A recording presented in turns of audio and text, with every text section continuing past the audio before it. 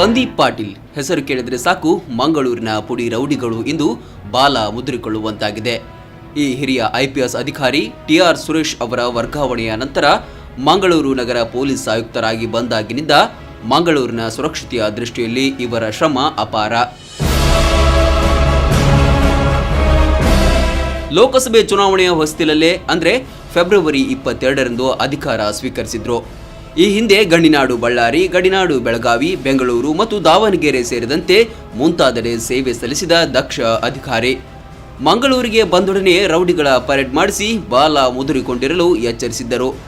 ಆರಂಭದಲ್ಲೇ ಹೇಳಿದಂತೆ ಕಮಿಷನರೇಟ್ ವ್ಯಾಪ್ತಿಯಲ್ಲಿ ನಡೆಯುವ ಮಟ್ಕಾ, ಗಾಂಜಾ, ಬೆಟ್ಟಿಂಗ್ ಇನ್ನಿತರ ಅಪರಾಧ ನಿಯಂತ್ರಿಸುವಲ್ಲಿ ಶ್ರಮಿಸುವೆ ಎಂದಂತೆ ಕಾರ್ಯನಿರ್ವಹಿಸುತ್ತಿದ್ದಾರೆ.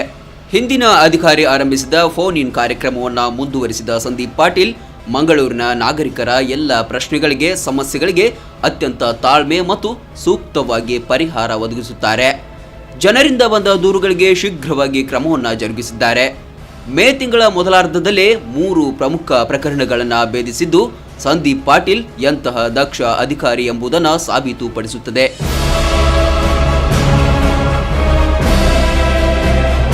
ಮೇ 7 ಸ್ಟೇಟ್ ಬ್ಯಾಂಕ್ ಬಳಿಯ ಪಾರ್ಕ್ನಲ್ಲಿ ಮುಖ ಗುರುತು ಸಿಗದ ರೀತಿಯಲ್ಲಿ ಬಳ್ಳಾಲ್ಬಾಗ್ ನಿವಾಸಿ ಶರತ್ ಎಂಬಾತನನ್ನ ಜಜ್ಜಿ ಕೊಲೆ ಮಾಡಲಾಗಿತ್ತು. ಘಟನೆ ನಡೆದ ಕೇವಲ 6 ದಿನದಲ್ಲಿ ಅಂದರೆ ಮೇ 13ರಂದು ಕಟೀಲು ನಿವಾಸಿ ಲಿಂಗಪ್ಪ ಎಂಬ ಆರೋಪಿಯನ್ನ ಬಂಧಿಸಿದರು. ಇನ್ನೊಂದು ಪ್ರಕರಣ ರೌಡಿ ಶೀಟರ್ ಗೌರೀಶ್ ಬಂಧನ. ಜನರನ್ನ ಬೆದರಿಸಿ ಹಲ್ಲೆ ನಡೆಸಿ ಹಣ ಸುಲಿಗೆ ಮಾಡುತ್ತಿದ್ದ. ಕಮಿಷನರೇಟ್ ವ್ಯಾಪ್ತಿಯಲ್ಲಿ 3 ಕೊಲೆ ಸೇರಿ ಒಟ್ಟು 6 ಪ್ರಕರಣದಲ್ಲಿ ಭಾಗಿಯಾಗಿದ್ದ ರೌಡಿ ಶೀಟರ್ ಗೌರೀಶ್ನನ್ನ ಮೇ 9ರಂದು ಬಂಧಿಸಲು ಹೋದಾಗ ಪೊಲೀಸರ ಮೇಲೆ ಚಾಕು ಇರಿದು ಪರಾರಿಯಾಗಲು ಯತ್ನಿಸಿದ. ಆಗ ಆತನ ಕಾಲಿಗೆ ಶೂಟೌಟ್ ಮಾಡುವ ಮೂಲಕ ಬಂಧಿಸುವಲ್ಲಿ ಇವರ ತಂಡ ಯಶಸ್ವಿಯಾಗಿತ್ತು.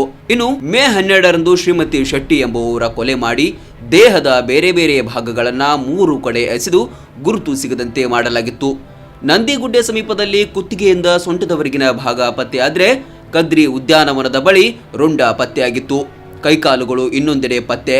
ಹೀಗೆ ಪ್ರಕರಣ ಭೇದಿಸುವುದು ಕ್ಲಿಷ್ಟವೆನಿಸಿದರೂ ಘಟನೆ ನಡೆದ ಕೇವಲ 3 ದಿನದಲ್ಲಿ ಆರೋಪಿಗಳನ್ನು ಬಂಧಿಸುವಲ್ಲಿ ಯಶಸ್ವಿಯಾಗಿದ್ದಾರೆ. ಘಟನೆ ನಡೆದ ತಕ್ಷಣವೇ 30 ಜನ ಪೊಲೀಸ್ ಸಿಬ್ಬಂದಿಗಳ 3 ತಂಡಗಳನ್ನು ರಚಿಸಿದ ಪಾಟೀಲ್ ಅತ್ತಾವರದ ನಿವಾಸಿಗಳಾದ ಜೋನಸ್ ಜೂಲಿಯನ್ ಸ್ಯಾಮ್ಸನ್ ಮತ್ತವನ ಪತ್ನಿ ವಿಕ್ಟೋರಿಯಾ ಮಥಾಯಸ್ ಎಂಬುವವರನ್ನ ಬಂಧಿಸಿದ್ರು. ಹಣಕಾಸು ವ್ಯವಹಾರದ ವೈಷಮ್ಯವೇ ಶ್ರೀಮತಿ ಶೆಟ್ಟಿ ಕೊಲೆಗೆ ಕಾರಣವೆಂದು ಸಂದೀಪ್ ಪಾಟೀಲ್ ಮಾಹಿತಿ ನೀಡಿದ್ದಾರೆ. 3 ತಂಡಗಳನ್ನು ಸುಮಾರು 30 ಪೊಲೀಸ್ ಅಧಿಕಾರಿ ಸಿಬ್ಬಂದಿಯವರು ಇರುವಂತಹ 3 ತಂಡಗಳನ್ನು ರಚನೆ ಮಾಡಿ ಬೇರೆ ಬೇರೆ ರೀತಿಯಿಂದ ನಾವು ತನಿಖೆಯನ್ನು ಪ್ರಾರಂಭ ಮಾಡಿದ್ವಿ. ಮೊಟ್ಟ ಮೊದಲಿಗೆ ಈ ಶವ ಏನಿದೆ ಅದು ಯಾರ್ದು ಅದನ್ನು ನಾವು ಐಡೆಂಟಿಫೈ ಮಾಡಬೇಕಿತ್ತು. ಅದೇ ದಿನ ನಾವು ಮೃತರ ಐಡೆಂಟಿಟಿಯನ್ನು ನಾವು ಪತ್ತೆ ಹಚ್ಚಿ ಅವರು ಮಂಗಳೂರು ನಗರದ ನಿವಾಸಿ ಶ್ರೀಮತಿ ಶೆಟ್ಟಿ ಅಂತ ಗೊತ್ತಾಗಿ ಅದ್ರ ಬಗ್ಗೆ ಇನ್ನೂ ಹೆಚ್ಚಿನ ಒಂದು ತನಿಖೆ ಮಾಡಿ ಯಾರೇ ಕೊಲೆ ಮಾಡಿರ್ಬೋದು ಮತ್ತೆ ಇದಕ್ಕೆ ಏನು ಮೋಟಿವ್ ಇದೆ ಇದರ ಬಗ್ಗೆ ನಾವು ತನಿಖೆಯನ್ನು ಮುಂದುವರಿಸಿದ್ವಿ. ಕೋಮು ಸೂಕ್ಷ್ಮ ಪ್ರದೇಶವೆಂದು ಹೇಳುವ ಮಂಗಳೂರಲ್ಲಿ ಭಯಮುಕ್ತ ವಾತಾವರಣ ನಿರ್ಮಿಸುವಲ್ಲಿ ಸಂದೀಪ್ ಪಾಟೀಲ್ ಅಂತಹ ಅಧಿಕಾರಿಯ ಅವಶ್ಯಕತೆ ಇದೆ. ಮಹಿಳೆಯರ ಮೇಲಿನ ದೌರ್ಜನ್ಯ ತಡೆಯಲು ಇತ್ತೀಚೆಗೆ ಅಬ್ಬಕ್ಕ ಪಡೆಯನ್ನ ಅಸ್ತಿತ್ವಕ್ಕೆ ತಂದಿದ್ದಾರೆ. ಅಪರಾಧಗಳ ತಡೆಗೆ ಶೀಘ್ರವಾಗಿ ಸ್ಪಂದಿಸುವಲ್ಲಿ ಕಮಿಷನರ್ ಪಾಟೀಲ್ ಪತ್ರಕರ್ತರ ಪ್ರತಿ ಪ್ರಶ್ನೆಗೂ ಗೊಂದಲವಿಲ್ಲದೆ ಎಲ್ಲದಕ್ಕೂ ಉತ್ತರಿಸುತ್ತಾರೆ.